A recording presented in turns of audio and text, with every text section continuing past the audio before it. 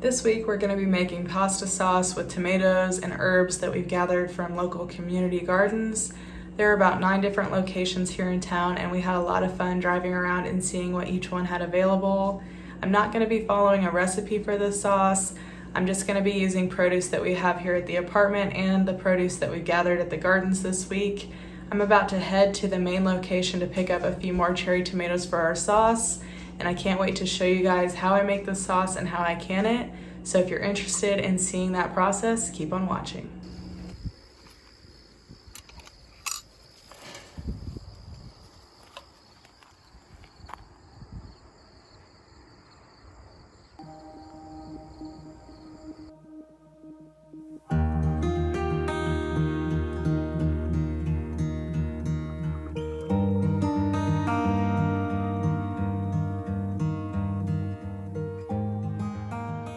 This type of cherry tomato is called a midnight snack, and I think they're so beautiful.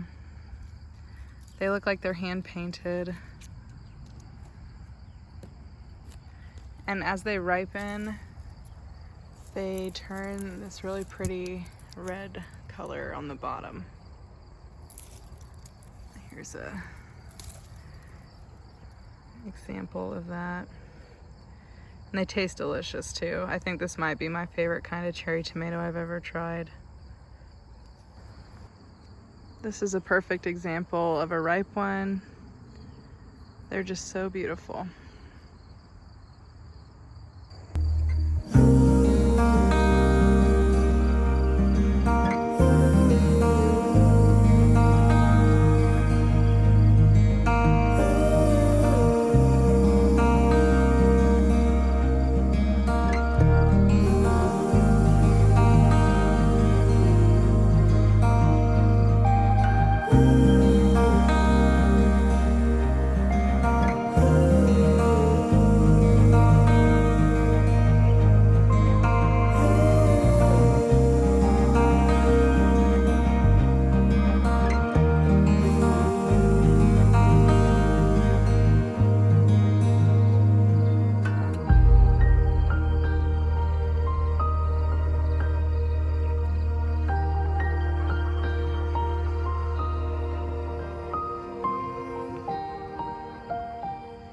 I just got back from the garden and I am gonna get all of our tomatoes washed and ready to go for the sauce.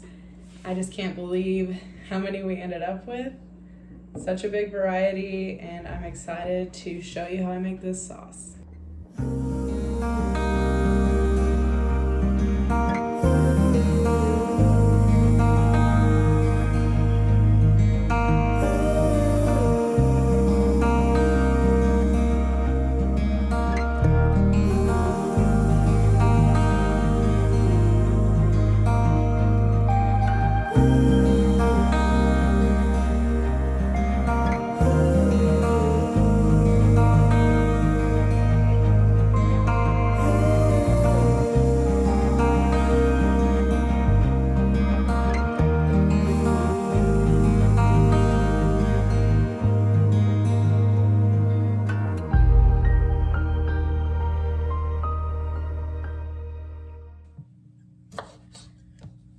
Some of these tomatoes have some damage or spots on them, and I really don't think that's that big of a deal. I'm just gonna work around them and just use the parts that aren't damaged. You can kind of see like this. That's no big deal to me. Just gonna cut around it and use what we can with all of the tomatoes. There's also really no rhyme or reason as to what size to cut them up, because we're going to be immersion blending all of this when it's done cooking. So it's going to be a smooth consistency, and the size of the tomato chunks don't really matter when it's all cooking down.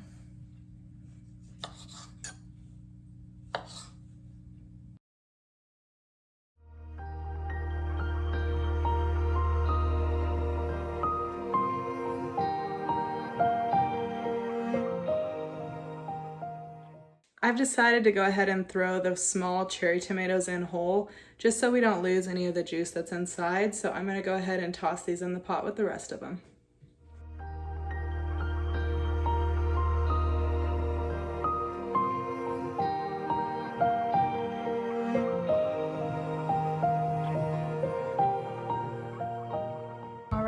gonna go ahead and cut up our 2 larger tomatoes.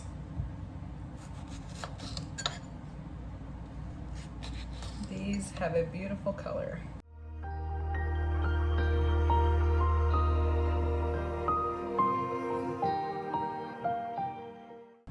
This one has a few spots, but like I said, I'm not too worried about that. I'm just gonna go ahead and cut around them.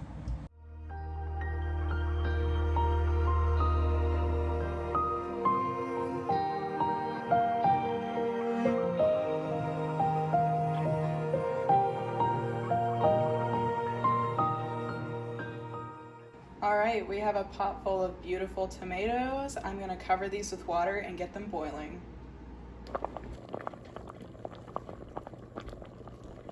This is my dwarf bush basil. I've had this plant outside for a while now and it has become a little unruly.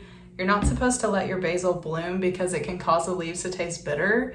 So I'm gonna go ahead and snip all these flowers off and use any of the leaves that are left on this plant for our recipe today. I'm also going to be growing a new kind of basil this winter indoors. So I'm just gonna go ahead and use what's left on this and call it good with our dwarf basil. It hasn't been my favorite variety just because the leaves are so small and I don't like the flavor as much as the larger leaf basil. So I'm gonna go ahead and show you a time lapse of me trimming this plant up.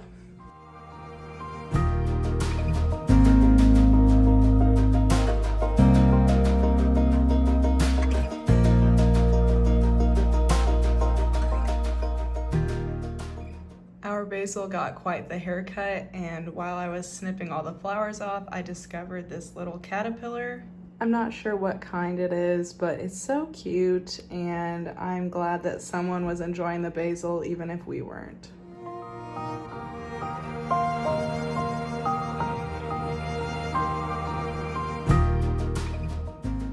All right, so we have our tomatoes boiling over here, and this is about all the basil I could salvage from our plant. There wasn't a lot on there that was still good. A lot of it had gotten woody, and it was just a lot of flowers and not a lot of leaves.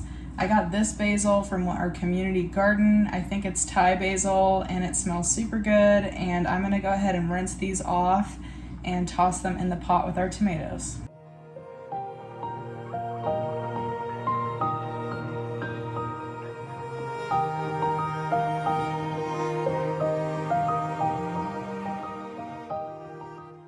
We are big garlic and onion lovers here, so I'm gonna add a red onion to the sauce, and I'm gonna add about 10 cloves of garlic to it as well.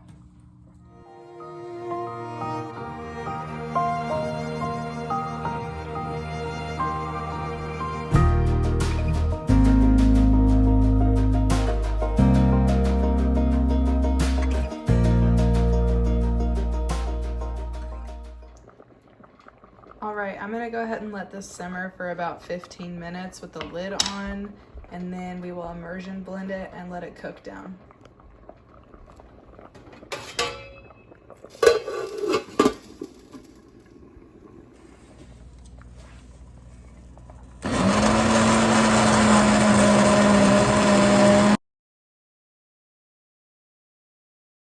So to our sauce, we are going to add a big pinch of black pepper, maybe a little more. I'm gonna add about a tablespoon of red pepper flakes, a tablespoon of dried basil,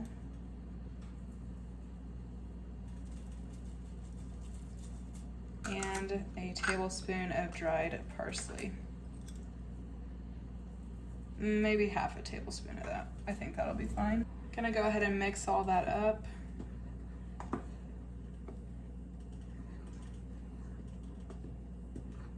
And now I'm gonna add a tablespoon of salt, and then I'll taste test it to see if we should add more or not. I don't wanna overdo it on the salt. So I'm gonna taste test this and see what I think of the seasoning and if we need to add anything else.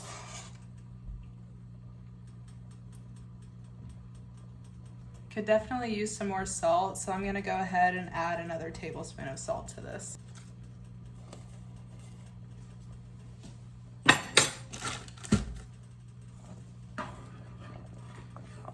Adding that extra salt was the right move. I think it tastes great. So now we are gonna let this cook down for about an hour, come back and check on it and see if it's ready to get canned.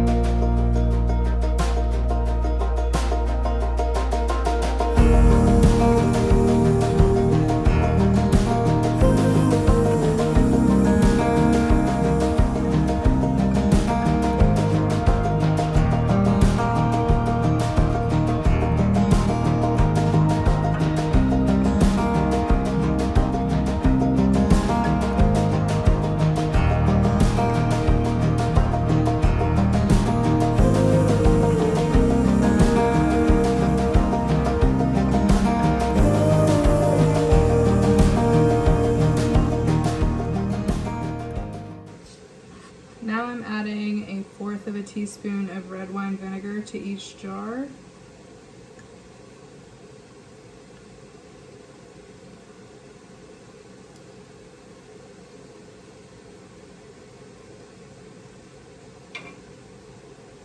I didn't have any lemon juice on hand, so I figured this would be a good alternative.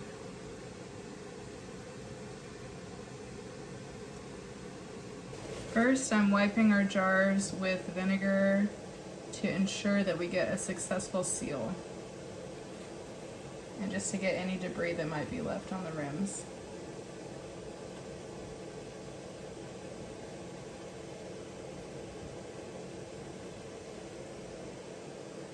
Now we're going to go ahead and add our lids and our bands before we put these in the water bath canner.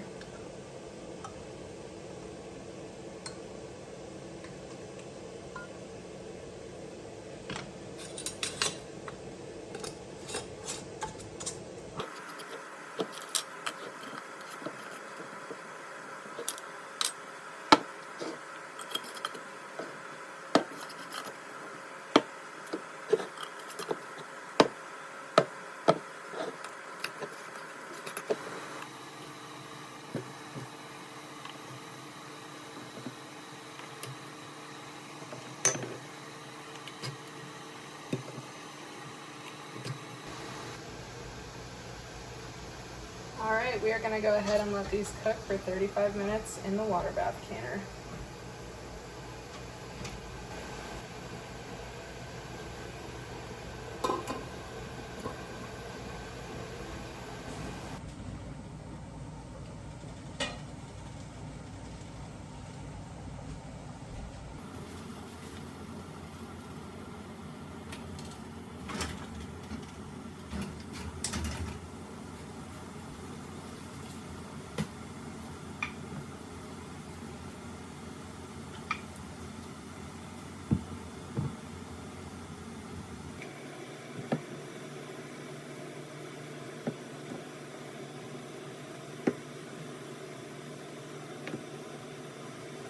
Good morning, we are back in the kitchen with our pasta sauce. I went ahead and took the bands off of these jars, and we're gonna do a test to make sure that the lids are on securely.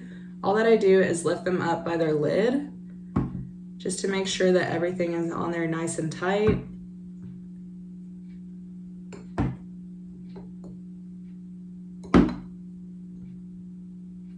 And it looks like they're all good to go and they have successful seals, which makes me really happy.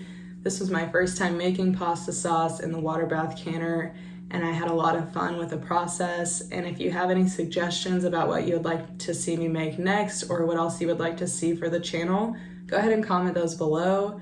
I really appreciate you watching, and I will see you on the next one.